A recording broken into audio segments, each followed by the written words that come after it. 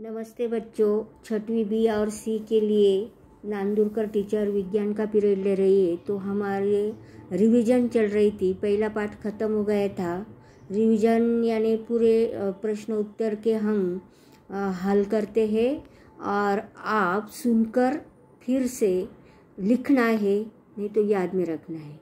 तो आज हमारा दूसरा पाठ है सजीव सृष्टि। ये सजीव सृष्टि के स्वाध्याय हम हल करेंगे। तो देखो, पहला क्वेश्चन बड़ा है। निम्नलिखित प्रश्नों के उत्तर अपने शब्द में लिखो। वनस्पति और प्राणी दोनों में अंतर स्पष्ट करना है। ये मैं बताऊंगी, लेकिन ये इनका क्वेश्चन ज़रा बड़ा है, यानी आंसर। वनस्पति और प्राणी में समानता स्पष्ट करनी है। वनस्पति सृष्टि हमारे लिए किस प्रकार उपयोगी है, प्राणी सृष्टि हमारे लिए किस प्रकार उपयोगी है, और सजीव निर्जीव की अपेक्षा भिन्न क्यों है, निर्जीव की अपेक्षा भिन्न क्यों है। ये 5 प्रश्न है। 5 ही प्रश्नों के उत्तर जरा बड़े मैं आपको बताऊंगी, लेकिन जो छोटे छोटे प्रश्न है ये पहले हम हल करेंगे। देखो, क्वेश्चन नंबर 2, कौन किसकी सहायता से श्वसन करता है। मछली किसकी सहायता से श्वसन करती है। देखो, क्लोम यानी गलफड़े, मराठी में बोलते इसके कल्ले। तो गलफड़े की सहायता से मछली श्वसन करती है। दूसरा है सांप। तो सांप फेफड़े की सहायता से श्वसन करता है। तीसरा है सारस भी फेफड़े के सहायता से श्वसन करता है। केचुआ ये त्वचा की सहायता से श्वसन करता है। मानव फेफड़े की सहायता से। बरगद का वृक्ष पत्तियों के छिद्र की सहायता से श्वसन करता है। और लास्ट में देखो, सुंडी, ये इनके श्वसन रंध्र होते हैं, इनकी सहायता से श्वसन करता है।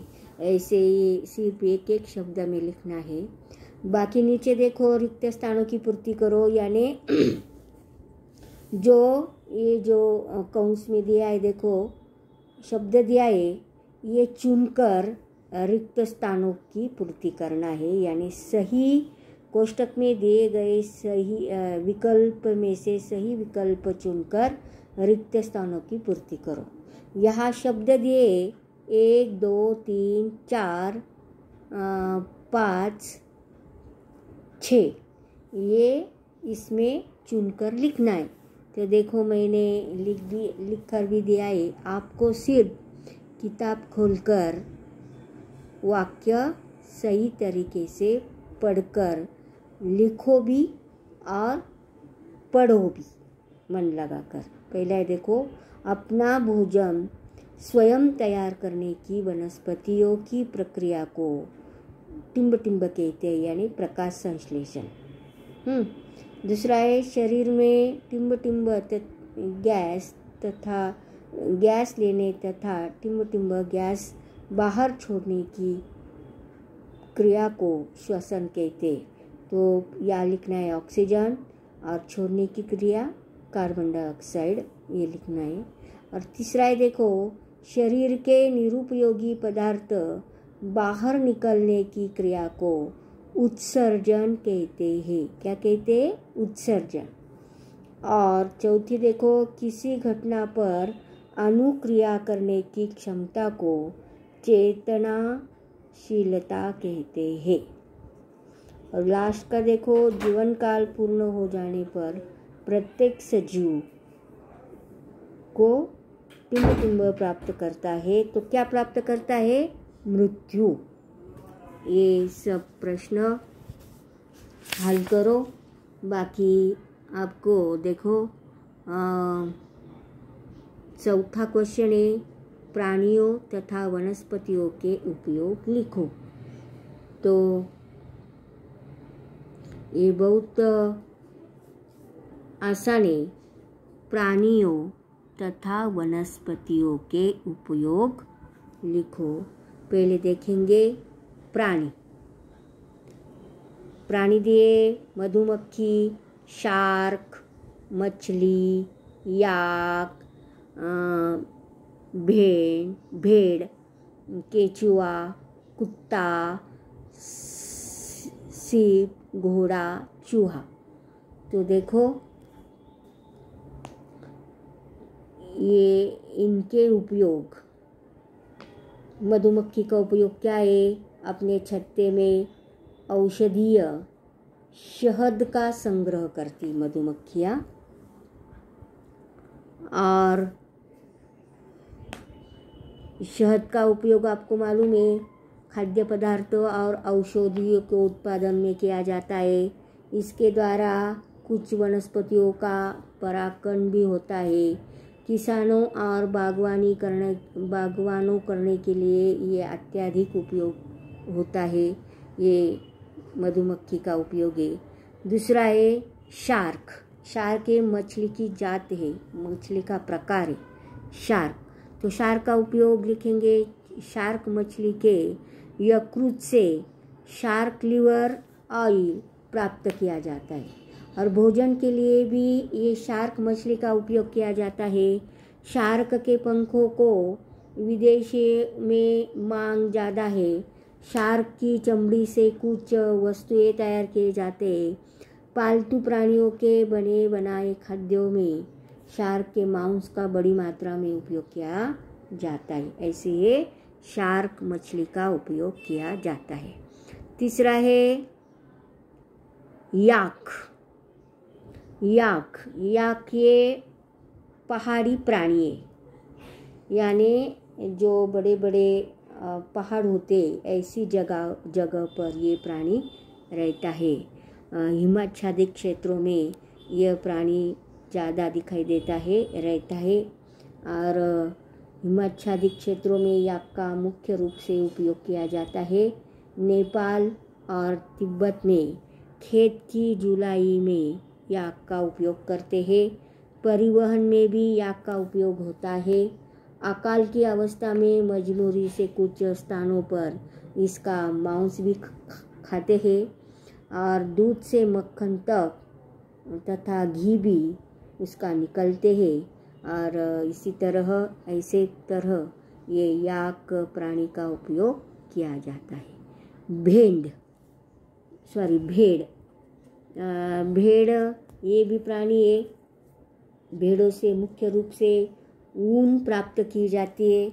जो हम स्वेटर पहनते तो इसका ऊन प्राप्त किया जाता है। कुछ स्थानों पर भोजन के रूप में भी इसका मांस का उपयोग किया जाता है। गडीरिया इसका दूध का उपयोग करता है। भेड़ों की लेंडी एक उत्तम प्रकार की प्राकृतिक खाद है। ये झाड़ियों की पत्तियां खाती है, और जिससे ज़मीन की सफाई भी होती है। ऐसे ही भेड़ का उपयोग किया जाता है। इसके बाद है केचुआ। केचुआ का उपयोग ज़मीन में निरंतर घूमता रहता है, जिससे मिट्टी भुरभुरी हो जाती है, अनाज को उपज बढ़ती है। मिट्टी में पाए जाने वाले मृत प्राणियों का अवशेष को भी ग्रहण करते हैं इसका और उनका अपघटन करते। इससे मिट्टी का उर्वरकता बढ़ती है, और केचुओं की सहायता से कचरे का अपघटन भी हो जाता है। केचुए कई प्रकार से मिट्टी को उर्वर बनाते हैं, जिससे फसलों का उत्पादन बढ़ता है, और इसीलिए ये केचुओं को किसानों का मित्र भी कहते हैं। ऐसे ही केचुओं का उपयोग किया जाता है। इसके बाद कुत्ता। तो कुत्तों का क्या उपयोग है आप सभी को मालूम है।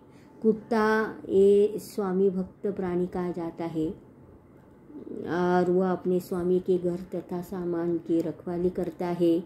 प्रशिक्षित कुत्तों का उपयोग विस्फोटक पदार्थों का पता लगाने के लिए किया जाता है। गंध के आधार पर यह अपराधियों का पहचान सकता है, इसीलिए पुलिस दलों में कुत्ते में बहुत महत्व दिया गया है, और इसी तरह कुत्ता का उपयोग किया जाता है। घर का रखवाली भी करता है। इसके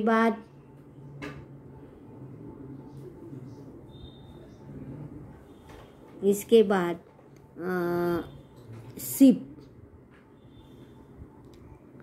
सीप का उपयोग देखो।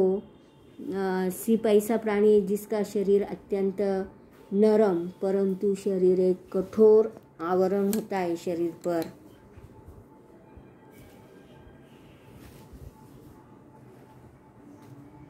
और यह नदियाँ, तालाब, सागर सर्वत्र पाया जाता है। और